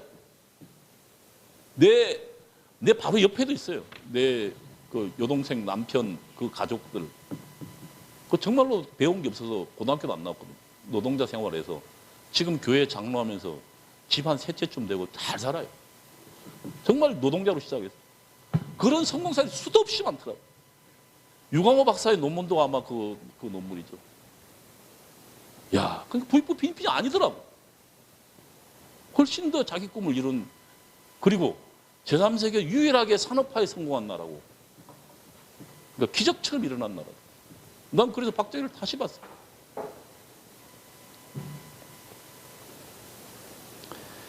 지금은 대한민국의 전쟁 중입니다. 저희들이 뿌렸던 씨가 지금 우리 사회의 지도층이 되어 있어요. 그리고 그들은 역사 전쟁을 벌이고 있습니다. 아마 조금 있으면 교과서 아마 내용이 나오면 아마 벌떼처럼 달려서 난리가 날 거예요. 당시에 대학가를 20년 이상 우리가 지배했습니다. 그리고 그때 애들이 그 우리의 분위기 속에서 성장했습니다. 그리고 지금 그들이 사회 구석구석에 가 있습니다. 85년도에 북한의 지령이 있었어요. 너무 노동운동만 보내지 말고 머리 좋은 애들은 그 변호사도 시키고 그다음에 그 이렇게 고시도 공부시켜서 공무원도 보내고. 내가 옛날에 한번 깜짝 놀란 게 이명박 정부 때 내가 공부시켰던 공사님 공부시켰던 애가 그러니까 행시 합격해서 청와대 와 있더라고. 행정자치부 출신으로. 내가 뭐 아는 체는 안 했지만 그 뒤로 걔가 뭐 이제 생각이 바뀌었는지 아직 모르겠어요. 어쨌든 근데 옛날 내가 공산당 공부를 시켰던 애거든. 연대 법대 출신인데. 그다음에 그때 지금 그 전북의 왜 국회의원 안의영이도 이번에 또 국회의원 달았더라고요. 연대 법대 학생회장 했던 친구인데. 걔도 뭐 우리 주체 사상이 그러니까 그 언더 멤버였고. 어쨌든 지금 그들이 성장해서 대한민국 구석구석 가 있습니다. 그리고 대한민국을 조롱하고 부정하고 있어요. 이념의 투쟁은 결국은 절대로 타협이 이루어질 수 없어요. 왜냐하면 전혀 다른 걸 쳐다보고 있습니다. 성공한 대한민국의 자랑스러운 사람과 저주받을 나라, 아까 제가 봤던 친일파의 나라, 자본가가 계급적 지배하고 있는 착취의 나라라고 생각하는 사람과는 전혀 타협점이 없어요. 정책이 다르면 연대할 수 있지만 철학과 이념이 다른 건 절대로 같이 갈 수 없어요. 결국은 전쟁을 벌일 수밖에 없어요. 이 위대한 나라가 헬조선으로 조롱당해서는 안 돼요. 왜 헬조선이에요? 우리 반만 역사에서 가장 잘 살게 된 나라고 중국에 가장 떳떳하게 이야기했던 나라가 5천년 만에 처음 왔는데 이걸 만들어둔 우리 선배들이 조롱당하고 이 대한민국이 헬로 지옥으로 조롱당해서 안 돼요. 문제는 자신감이고 또 가치관이고 도덕적 정당성의 확보예요. 그리고 그건 이념적으로 무장돼야 돼요. 우리 우파는 그쪽에 게을렀어요. 제가 보기에는. 그리고 좌파의 그 수십 년을 내려온 그 혁명적 전략 전술에 무지했고 몰랐어요. 저는 그래서 어차피 대중을 전취하는 투쟁이기 때문에 우선 폭로가 가장 중요해요. 이 그들의 실상들, 그들이 왜 저러는가 계속 설명해 줘야 돼요. 국민들에게. 고통스럽지만 저도 이 작업을 계속 하려고 그래요. 그리고 또 하나는 어쨌든 그러나 우리 조국이 얼마나 자랑스러운가를 스스로 확신해야 돼요. 확실한 한 명이 100명의 대중을 자기 편으로 끌고 갈 수 있어요. 거기서 시작하는 거예요. 고통스럽지만 좌파가 수십 년간 그 작업을 해서 오늘날 저렇게 왔어요. 저는 자유경제는 이 소수애들이 결국 그런 나로부터 시작한다는 자세가 필요하다고 생각해요. 이것이 제가 만약에 젊은 할 수 있다면 하는 제 나름대로 고언이고 충고라고 생각합니다. 감사합니다. 이동호 선생님은 개인적으로 사실 오늘 행사 전에도 가끔 이제 뵐 때마다 참 좋은 말씀 해주셔서 너무 감사한데 사실 살면서 제일 힘든 게 자기 부정이고 또 자기 반성을 이렇게 공개적으로 하는 것인데 이렇게 청년 세대를 위해서 어려운 일을 해주신 점 다시 한번 감사의 말씀을 드립니다. 그 앞에 서두에서 이제 우리 현진호 원장님께서 요즘에는 좌파 이념이 그렇게 뭐 멋있어 보이거나 진보적이거나 학생들한테 그렇지 않지요라고 하셨는데 참 유감스럽게도 여전히 현재 대학에서도 좌익적 사상을 가진 자만이 상당히 멋있다. 혹은 아니면 저 사람은 진짜 깨인 학생이구나라는 생각을 하고 뭔가 보수적이거나 뭔가 자유민주주의 노선을 지향하는 학생들한테는 쟤는 아버지가 잘 사는구나 아니면 뭐 쟤는 강남 사는구나 이런 식의 어떤 딱 스테레오타이핑이 돼 있어서 여전히 그 대학 사회에 상당히 그 작용하는 뭐 강하다 생각되고 특히 우리 그 이동호 선생님께서 말씀해 주신 이 80년대 이야기인데 이게 지금도 그대로 반복되고 있습니다. 예컨대 이제 제가 이제 처음 대학 입학했던 2008년도가 이제 광우병 파동난 그 해였는데 예를 들면 대한민국 근현대사를 공부시킨 거는 이미 학교에 있는 중고교의 정교조를 비롯한 이제 소위 말하는 이념 지향형 교사들에 의해 진행되고 있고 한국 경제사는 마찬가지입니다. 연세대 뭐 김용석 교수라든지 고려대 강만현 교수가 얘기한 자본주의 맹아론을 근데 요새는 자본주의 맹아론이다 이런 말을 쓰면 애들이 못 알아들으니까 그냥 그렇게는 말 안 하는데 그 내용 그대로 써놓고 그리고 또 뒤에서 변증법적 유물론이다, 뭐 양질 전화, 부정의 부정 이런 말씀 이제 애들이 못 알아들으니까 또 그 말은 안 쓰는데 내용은 또 그 내용이고 주체 사상은 인간 중심 뭐 김정일 얘기하면 애들이 싫어하니까 그걸 싹 바꿔서 사람 중심, 사람이 사는 세상으로 가자 이러면 애들 또 휴머니즘에 빠져서 그리고 또 혁명론을 얘기하면 또 싫어하니까 또 부드럽게 바꿔서 우리는 독재 정권을 저항하는 우리의 저항권이다. 헌법에 보장된 저항권이다. 이런 식으로 또 포장을 하는데 그런 걸로 보면 어찌 보면 80년대 우리 이동호 선생님 때는 차라리 좌파들이 좀 공부를 많이 했던 것 같아요. 요새는 대학생들이 본인한테 너 왜 이렇게 좌파적이냐 진보적이냐 그러면 난 좌익이 아니에요. 그런데 제가 봤을 때 본인이 뭘 배우는지 모르고 그냥 따라하니까 그러는데 실제로는 사실 대학교 1학년 학생이 박근혜 정부를 두고 민주적인 선출된 정부인데도 입에 그냥 달고 다니는 표현이 저 박근혜 독재 파쇼다.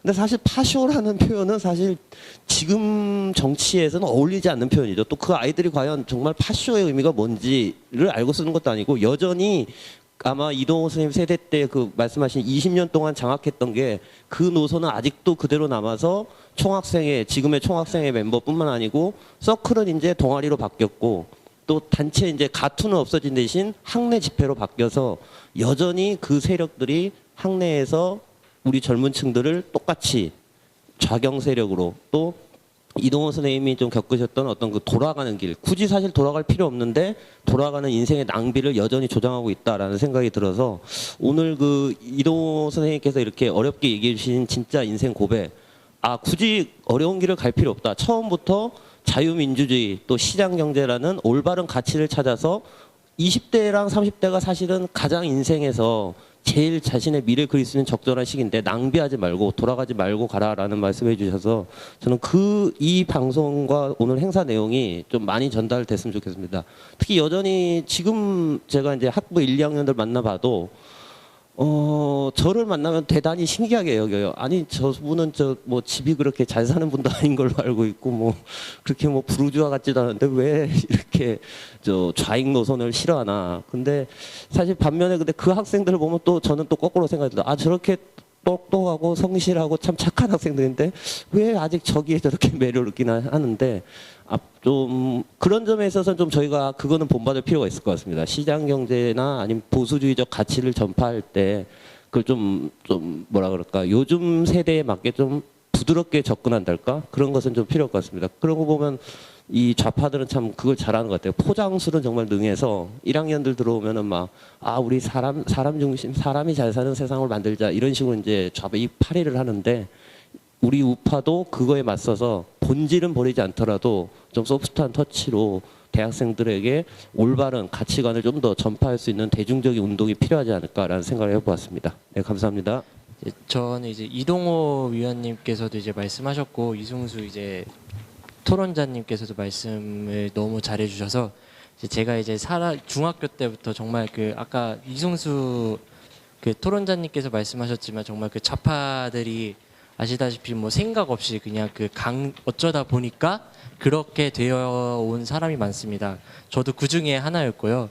뭐 이동호 위원님께서 뭐 공부를 열심히 해서 주체 사상을 배워서 뭐 찾아가면서 뭐 이렇게 공부를 해서 똑똑한 좌파가 아니고 그냥 전교조들 이렇게 그냥 좌편향된 세상 뭐 이런 언론들을 접하고 교육을 접하고 시스템을 접하다 보니까 어떻게 하다 보니까 이제 좌파가 그랬던 이제 저도 학생들 중에 하나였습니다.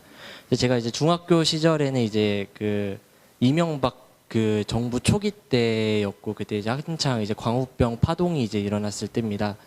이제 그때 이제 교사들 중에 이제 몇 명이 너네들 뭐 하는 거냐, 촛불 들고 가야 되지 않겠느냐 해서 이제 주말에 인천에서 청계천까지 친구들 3명 총 3명이 함께 이제 가서 이제 촛불 들고 이명박 퇴진, 뭐 한미 FTA 반대, 광우병 소고기 수입 반대 이런 걸 구호를 외쳤던 정말 한없이 부끄러운 그런 역사가 있습니다. 그리고 저희 첫 번째 대통령 선거는 이제 지난 18대 대선인데요. 저는 한 번도 다른 사람한테 부끄러워서 얘기한 적은 없었지만 사실 박근혜 대통령이 아닌 문재인 후보를 찍었었던 그런 사람입니다. 이 당시 이제 여태까지 그때까지만 해도 12년도 말까지만 해도 이제 접했던 그런 기사들이나 아니면 이제 이런 그 자료집들, 이제 교육들의 그런 좌편향된 지금 정교조들의 교육에 의해서 이제 진보는 정말 정의롭고 따뜻하고 막 그런 진실하고 그런 서민들을 위한 집단이라고 생각을 했었고, 정말 보수는 더럽고 친일이고 뭐 부패하고 이런 집단이라고 생각했었던 그런 기억이 있습니다. 이제 대학교 입학해서도 이제 총학생회 활동도 했었고, 이제 그 농활에 가서도 이제 충격적인 얘기를 이제 여러 개, 지금 생각하면 충격적인 얘기인데, 이제 뭐 예를 들어서 뭐 대한민국은 건국된 적이 없다 뭐 이런 얘기라든가, 아니 선배들이 뭐 대한민국은 건국돼서는 안 되는 나라였다 뭐 이런 그 대놓고 정말 그런 얘기도 많이 주입을 당했었고요. 그리고 이제 토론 동아리 활동도 이제 좀 했었습니다. 학교에서 하면서 이제 뭐 집단지성이다 뭐 이런 그 명분을 내세우면서 뭐 이때 이승만 대통령에 대해서 토론을 하자 해놓고서 사실상 이제 이승만 욕하기, 뭐 깎아내리기, 뭐 독재자다, 박정희 대통령도 독재자다, 친일파다 이런 내용만 가지고 이렇게 하면서 이제 대학교 1학년 시절을 보냈었습니다. 이제 제가 이제 그 전향 이제 좀 약간 우파의 이제 진실에 눈을 뜨게 된 계기가 되었던 게 이제 그 철도 노조 2014년 말에 철도 노조 파업 때였습니다. 그때 이제 그 철도 노조 처음에는 당연히 이제 철도 노조가 우리 서민들을 위해서 우리 그 일반 대중들을 위해서 착한 정의로운 파업을 하는 거구나라고 생각을 했었는데 점점 이제 이런 자료들을 제가 한번 찾아보기로 했습니다. 이런 노조들이 파업하는 게 과연 정당한가 찾아보면 찾아볼수록 이제 이 명분이 이제 틀렸고 이들이 거짓되었고 그렇다는 것을 이제 점점 깨달았습니다. 이제 그 다음에 이제 2014년 초부터 이제 내가 여태까지 이제 주입 당했었던 게 전부 거짓이었구나. 눈과 귀를 정교조들에 의해서 틀어 막혔었구나라는 걸 깨닫고 이제 정말 이제 그때부터 우파 대학생 단체에 이제 활동을 시작하면서 이제 뭐 다양한 강연, 세미나, 뭐 토론회 이런 걸 참석하면서 점점 진실을 이제 파악해가고 그런 거를 이제 접하게 되면서 눈을 뜨게 되었습니다. 정말 저는 지금 생각하면은 이제 뭐 지금 뭐 한창 뭐 좌파 뭐 이런 운동을 하는 이제 약간 좀 멍청한 학생들이 많이 있잖아요. 제대로 알지도 못하면서 그렇게 활동을 하는 사람들. 저도 이제 그런 사람이 될 수도 있었던 거였는데 이제 정말 운이 좋게도 이제 어떻게 하다 보니까 우파로 전향을 해서 진실을 깨닫게 된 이런 케이스라고 정말 생각합니다. 이제 정말 안타까운 건 이제 우리의 후배들인데요. 이제 그 아시다시피 지난 지방선거 때 이제 전국의 교육감들이 전부 거의 대부분이 전교조 출신이고 이제 뭐 학교에 이제 전교조들이 판을 치고 있고 뭐 4.16 교과서라는 이런 끔찍한 책도 내고 있고 뭐 그 정말 북한의 교과서인지 대한민국의 역사책인지 구분하기 힘들 정도로 그렇게 좌편향된 교과서들에 의해서 이제 그 우리 후배 학생들이 교육을 하고 교육을 받고 이런 사람들이 이제 나중에는 극렬한 좌파가 되는 그런 상황에 있습니다. 그래도 다행인 것은 이제 이동호 위원님처럼 이제 진실을 깨닫고 뭐 이런 그 좌파들의 거짓말에 이제 거짓말이었음을 깨닫고 이제 전향하는 사람들이 늘어나고 있다라는 것입니다. 이제 뭐 점점 이제 시간이 갈수록 시간이 이제 해결을 해 줄 것이라고 생각을 하지만 이제 뭐 우리가 그 좌파에서 우파로 전향한 사람들의 이런 사례를 이제 점점 연구하고 집중적으로 탐색하면서 탐구하고 하면서 이제 그렇게 이제 전향할 수 있도록 도와주는 이런 게 정말 필요하지 않나 이렇게 노력하면 좋지 않겠나 하며 소망을 말씀드리면서 토론 마치겠습니다. 감사합니다. 저는 이동호 위원님을 개인적으로 만나기 전에는 이제 전대협 연사국장이면 이제 빨아도 빨갱이다 이렇게 생각을 했는데 물이 많이 빠지신 것 같습니다. 확실하게. 예, 아무리 빨아도 그건 안 된다고 생각했는데 저렇게 바뀔 수도 있구나 생각이 들었고요. 말씀 그렇게 하셨지만 이제 이렇게 저렇게 해가지고 교육시키고 이런 사람들로 인해 가지고 인생이 바뀐 사람들이 꽤 많을 겁니다. 그래서 이제 물심양면으로 피해를 준 분들에게 다시는 이제 그런 희생자가 안 나오게 그러니까 그 말을 진짜로 믿고 열심히 현장에 뛰어나갔던 그런 사람들이 되게 많았기 때문에 아마 그런 부채의식 같은 거 조금씩 가지고 있는 것 같아요. 386 세대가 부채의식이 두 가지인데 하나는 친구들이 데모할 때 혼자 공부해가지고 도서관에서 미안해가지고 지금 좌익질하는 그런 부채의식이 있고 반대로 현장에서 열심히 하다가 보니까 내가 이런 거를 좀 잘못한 것 같다. 자기의 그 당연히 이제 겪어야 되는 과정이긴 했지만 그런 것들을 부채의식을 가지고 이렇게 말씀하신 분도 있고 이렇다고 생각이 듭니다. 2015년 학번하고 그 80년대 학번하고의 20살은 조금 다를 것 같다는 생각이 들어가지고 제가 그 문장 하나 가져왔는데요. 그 제일 첫 번째 그 구스타프 르봉이라는 사람이 쓴 책입니다. 세상 속으로 들어가는 20살 청년의 경우에는 이 청년은 그 자기 눈에 비친 이 사회가 아주 현명한 입법자들에 의해서 원칙에 의해서 만들어진 것이 아니고 수없이 이어지는 세대들이 각자의 다양한 경험과 필요에 의해 정리한 것이라는 사실을 이해하지 못합니다. 그래서 꽤 순수한 이성을 가진 젊은이는 이 낡은 건물의 모습에 못마땅한 표정을 짓는다. 이게 아마 20살의 정서가 아닌가 싶습니다. 근데 그 다음에 이제 뭐 별로 인용하고 싶지는 않았지만 하도 유명했기 때문에 유시민의 항소이유서 중에서 자기 선배들이나 이런 사람들이 교정에서 끌려가는 모습을 보고 법정에 나오는 모습을 보면서 자기가 성공한 출세하는 그런 자리에 있는 그런 환상을 지워버렸다. 그러면서 이제 다행히 당연하게 이제 그 어머니의 그런 것을 저버린 이런 것들을 같이 섞어가지고 이렇게 감성파를 하고 있죠. 예. 그래서 제가 볼 때는 20살은 깨지기 가장 쉬운 나이입니다. 아주 기계는 날카롭고 의협은 선명하고 정의는 펄펄 뛰고 자주는 하늘을 찌르는데 지력은 빈약하고 희한은 협소하고 경험은 일찰하고 무엇보다 역사와 인간에 대해 깡통입니다. 아는 게 전혀 없습니다. 아는 것은 정의감 같은 것이 대부분이 아닌가 싶습니다. 그래서 아까도 얘기했지만은 이런 것은 그때만 있었던 것도 아니고 지금도 있고 앞으로도 있을 것이고 이런 것들인데 그래서 그 이승수 회장님이나 그 젊은 그 후대에서 좀 더 많이 얘기를 좀 해줘야 될 거라는 생각이 듭니다. 저는 그 이동 의원께서 거의 얘기를 다 하셨기 때문에 그냥 그 저기 책 몇 가지만 했는데 그 왼쪽에 있는 해방 변호사 인식이 이제 이게 그 학생들을 홀랑 깨게 만드는 책입니다. 노무현 대통령이 읽고 나서 피가 거꾸로 쏟았다라고 말하는. 그래서 제가 아니 그 나이가 돼서 무슨 피가 거꾸로 쏟냐 도대체 신문도 안 보고 살았냐고 그랬거든요. 예. 참고로 저는 고등학교 때 이제 이걸 그때 사회과학 그랬는데 이거를 사회과학 공부 고등학교 때도 해가지고 별로 좀 충격을 별로 안 받았어요. 그러니까 그런 사람들이 종종 있는데 그 맘 잡고 살아보겠다고 교회를 나갔는데 하필이면 그게 도시산업선교회였다. 뭐 이런 경우도 있고 그래가지고 예 그런 경우도 있고 그래서 얼떨결에 고등학교 때부터 좌익의 길로 들어선 애들 되게 많았거든요. 그래서 이제 이런 친구들은 충격이 좀 덜합니다. 그리고 이제 애들 포섭할 때 많이 쓰는 게 광주 사태였는데 저는 고등학교 때 절에서 열심히 공부할 때 그 같이 공부하던 사시 시험생들이 전부 다 5.18 때 신민군 하던 사람들이라 하도 많이 들어 지겹더라고요.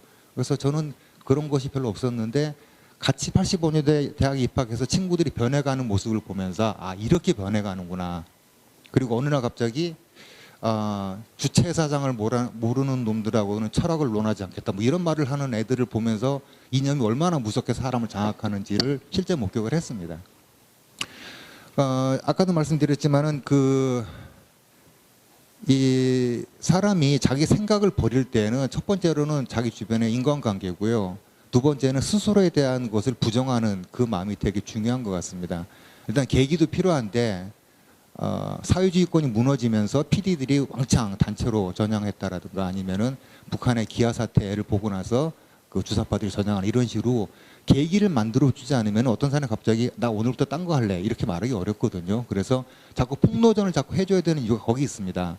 그래서 자기도 핑계를 대면서 그것을 갖다 떨쳐버릴 수 있는 그런 기회를 만들어준 측면에서 이런 세미나 많이 필요하다고 생각이 되고요. 저희가 또 준비하는 여러 가지 세미나들 중에 그런 것들이 우리가 속았구나라는 걸 하면서 자연스럽게 그런 계기를 만들어줘야 되는 그런 게 필요하다고 생각을 합니다. 그 다음에 이제 요거는 말씀 꼭 드리고 싶은 게 마르크스주의에 대해서 제가 이진순이라는 경제학자한테 물어봤습니다. 뭐가 이 사전의 가장 특징인가 그랬더니 딱 한마디로 말하는 게 명료함이랍니다.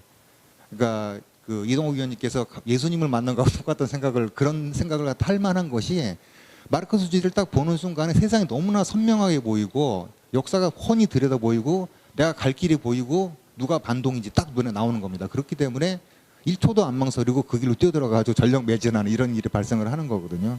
그래서 세상의 모든 비밀을 알아버린 20살에게 그 깨달음의 통쾌함이라는 그리고 나는 그것을 알았다라고 선민의식 같은 거는 어마어마합니다. 그래서 그걸 이기지 못한 상태에서 또 또 20살이 또 이렇게 그 겉멋이 많이 들 그런 나이고 하니까 이래저래 등등 결합돼가지고 그런 것이 아니었는가 생각이 됩니다.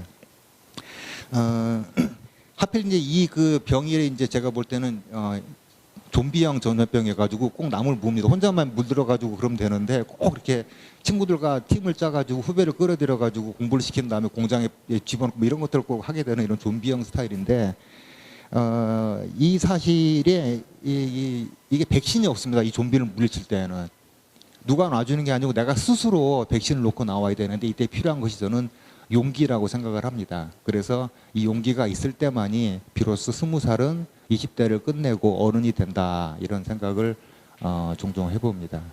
그래서 아직도 어른이 되지 못한 그래서 제가 386, 486 이렇게 부르는 건 되게 싫어하는 게 나이가 50대고 60대더라도 그 생각 그대로면 386인 거예요. 어른이 되지 못한 아직도 20살 때 세계관으로 세상을 바라보고 있는 이런 가장 나쁘게 말하면 공부를 하다 말아서 덜 된 공부다 보니까 이제는 어떻게 하지도 못해요. 수습도 안 되는 상황이죠, 이제는. 그래서 이렇게 계속 갈 수밖에 없고 주변에 다 그런 사람밖에 없는 그런 불쌍한 사람들을 생각하면서 가능하면 피해자가 적게 나올 수 있도록 이렇게 제가 준비를 많이 해야 될 것 같습니다. 얼마 전에 그 이화대학교에 글쓰기 강연을 갔다가 한미 동맹에 관해서 간단한 논문을 간단한 이 아티클을 쓰라고 그랬는데 어떤 학생이 쓴 문장이 그거였어요. 첫 번째 문장이 드디어 개가 되었다 이렇게 써놨더라고요. 그래서 제가 그 담당 교수한테 물어봤어요. 전화해가지고 이 학생은 빨갱이인가 그랬더니 아니래요. 평범한 학생이래요. 그 정서가 무섭다는 생각을 했습니다. 그러면 이런 학생이 빨갱이가 아니 무슨 이대는 무슨 뭐 좌익의 산실입니까 그랬더니 소굴인가 그랬더니 요즘 애들이 그렇다라니까요. 이렇게 말하는데 더 위험한 거는 저렇게 이동욱 위원처럼 예술을 만난 것처럼 마르크스를 만난 것이 아니고 감성적으로 좌익화된 경우에는 이게 돌아가지가 않습니다. 되돌리지질 않아요. 왜냐하면 자기 자존과 결합되어 있기 때문에. 그래서 우리 굉장히 어려운 싸움을 해야 된다는 이런 것이고 그리고 아무리 대한민국이 성공한 나라라고 말해봐야 절대 귀에 안 들어올 테니까 그런 얘기를 하는 것보다 차라리 폭로를 해서 스스로 마음의 동을 일으키도록 하는 전술을 써보면 어떤가 하는 생각을 가져보면서 보완으로 말씀을 드렸습니다. 감사합니다.